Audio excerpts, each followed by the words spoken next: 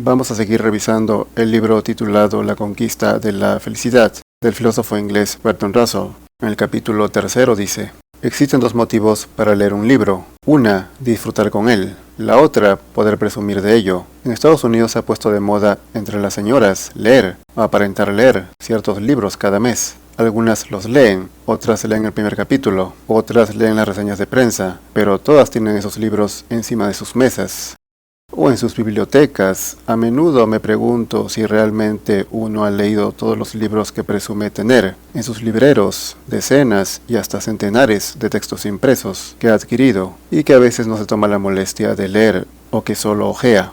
Bien claro fue Séneca: muchedumbre de libros disipa el espíritu, y por tanto, no pudiendo leer todo lo que tienes, basta que tengas lo que puedas leer.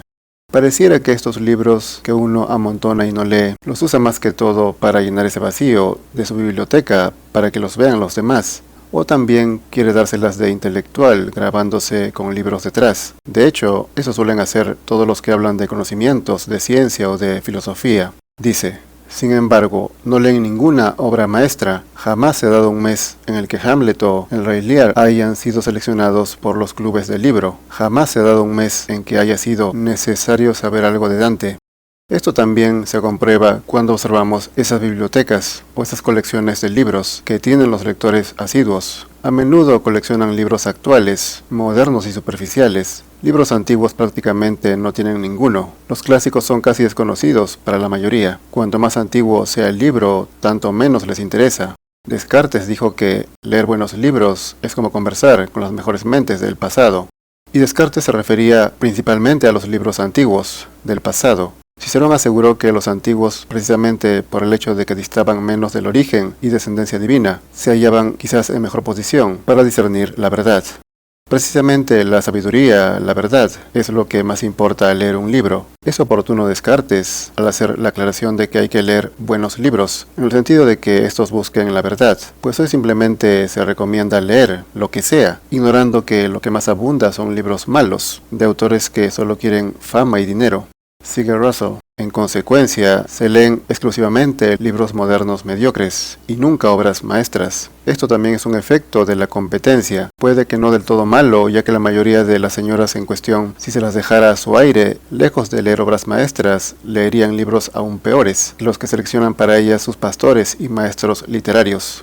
La gente tiende a elegir lo peor. Si se les da toda la licencia, pues no piensan, sino que se dejan llevar por sus apetitos. En los libros buscan que les digan que lo que hacen está bien, que levante su ego, que no les critiquen, que les adulen si es posible. Y los escritores lo saben y por eso les dicen lo que quieren escuchar, puras necedades. Esto aseguró Lope de Vega, que para tener éxito hay que escribir en necio para darle el gusto al público.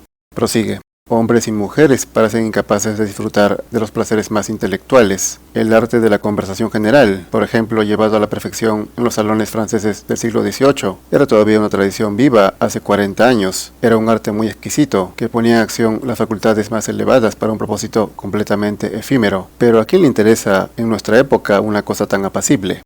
En este mundo actual tan acelerado, tan apresurado, es casi imposible que uno se quede quieto y se concentre para poder leer un buen libro. Para la mayoría es algo aburrido, porque están acostumbrados a distraerse, no a abstraerse, y la distracción abunda por doquier, y así no se puede pensar, y por eso cada vez se lee menos. La gente prefiere los vídeos, e incluso en los vídeos se prefiere los más cortos, como si la cabeza de uno no diera para más. Dice: el conocimiento de la buena literatura, que era universal entre la gente educada hace 50 o 100 años, está ahora confinado a unos cuantos profesores. Todos los placeres tranquilos han sido abandonados.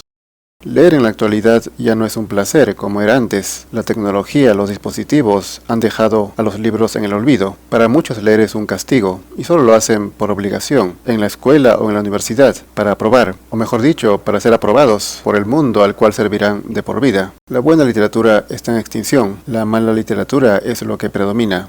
Prosigue: unos estudiantes estadounidenses me llevaron a pasear en primavera por un bosque cercano a su universidad. Estaba lleno de bellísimas flores silvestres, pero ni uno de mis guías conocía el nombre de una sola de ellas. ¿Para qué les iba a servir semejante conocimiento? No podía aumentar los ingresos de nadie.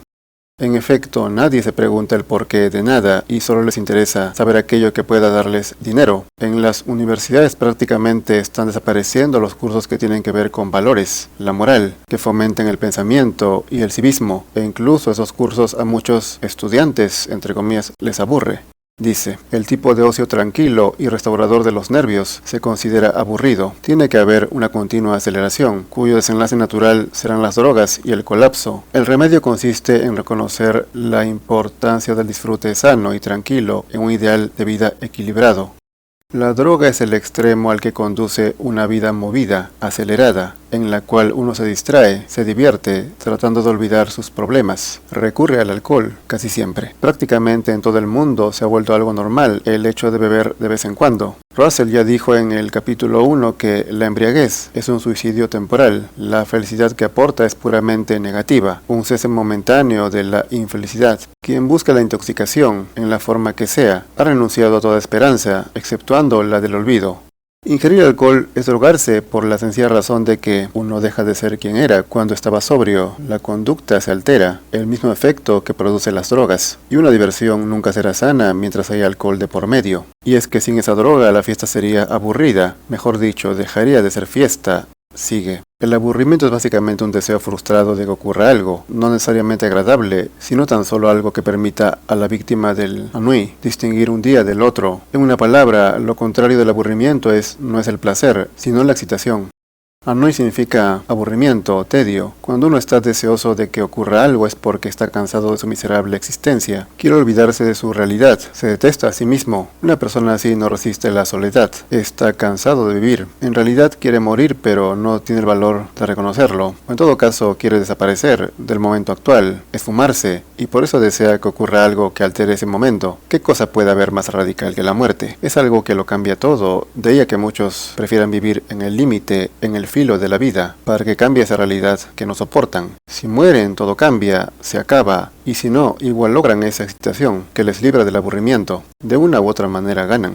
Dice, el deseo de excitación está profundamente arraigado en los seres humanos, sobre todo en los varones. Supongo que en la fase cazadora resultaba más fácil satisfacerlo que en épocas posteriores. La caza era excitante, la guerra era excitante, cortejar a una mujer era excitante. Un salvaje se las arreglaba para cometer adulterio con una mujer mientras el marido de ésta duerme a su lado, sabiendo que le aguarda la muerte segura si el marido se despierta. Esta situación, me imagino yo, no es aburrida.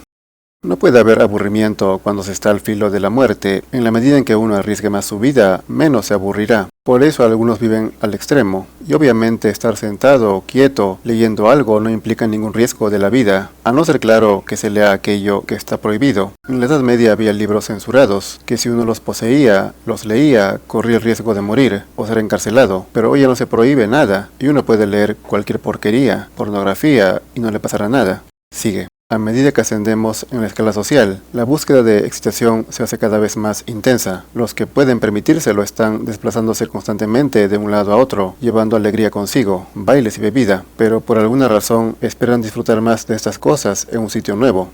Buscan escapar del momento, ya no solo en tiempo, sino también en lugar. Creen que así el cambio será más perceptible, más excitante. Viajan para no aburrirse. Cuanto más lejos y cuanto más distinto sea el lugar, tanto mejor. Schopenhauer aseguró que el ser limitado, por más que varíe de fiestas, de espectáculos, de paseos y de diversiones, no llegará a sofocar el tedio que le atormenta.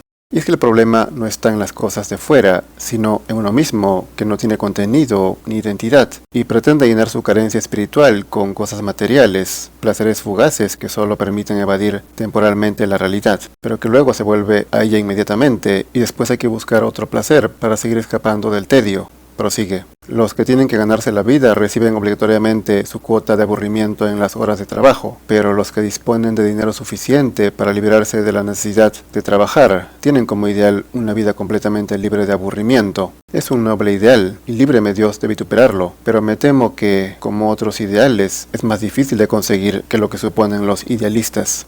Sí, pues ni los ricos se salvan del aburrimiento. Por más que tengan los medios de sobra, no logran escapar de él totalmente. Y esto es porque son ricos por fuera, pero pobres por dentro. Volvemos a Schopenhauer. Muchos ricos se sienten desgraciados, porque están desprovistos de cultura real de espíritu, de conocimientos, y por consiguiente de todo interés objetivo que pueda hacerles aptos para una ocupación intelectual. El propio Russell admitió que al hombre de negocios los libros le parecen una tontería y que los ricos no leen, él que se codeó con muchos millonarios siendo un aristócrata. Prosigue. El deseo de escapar del aburrimiento es natural. De hecho, las razas humanas todas lo han manifestado en cuanto han tenido ocasión. Cuando los salvajes probaron por primera vez el alcohol que les ofrecían los hombres blancos, encontraron por fin un modo de escapar de su milenario tedio, y excepto cuando el gobierno no ha interferido, se han emborrachado hasta morir de diversión. Así se domeña a las personas, no solamente a los salvajes, sino también a los llamados civilizados, con drogas, mediante placeres y diversiones, de tal manera que fiesta sin alcohol no es fiesta, eso sin contar la cantidad de fármacos a los que la gente está acostumbrada. Sigue. Las guerras, los pogromos y las persecuciones han formado parte de las vías de escape del aburrimiento. Incluso pelearse con los vecinos era mejor que nada. Así pues, el aburrimiento es un problema fundamental para el moralista, ya que por lo menos la mitad de los pecados de la humanidad se cometen por miedo a aburrirse. Volvemos a la raíz, el problema está en uno mismo, que no sabe qué hacer con su tiempo, con su vida, y se aburre fácilmente. Su vida le aburre, a menudo le apesta, y por eso continuamente quiere cambiarla, variarla, para que parezca otra y no sea la misma de siempre. Mas quien ha cultivado su interior y se ha forjado un contenido, no se arrojará al exterior mendigando una que otra distracción, sino que lo que tiene en sí mismo le bastará, o al menos le calmará. Algunos escriben sin parar, otros leen, producen o se ocupan intelectualmente. Es muy difícil que se aburran, pues el manantial de la sabiduría es inmenso, casi infinito, pero hay que saber disfrutarlo, tener con qué. He ahí el problema, esa carencia.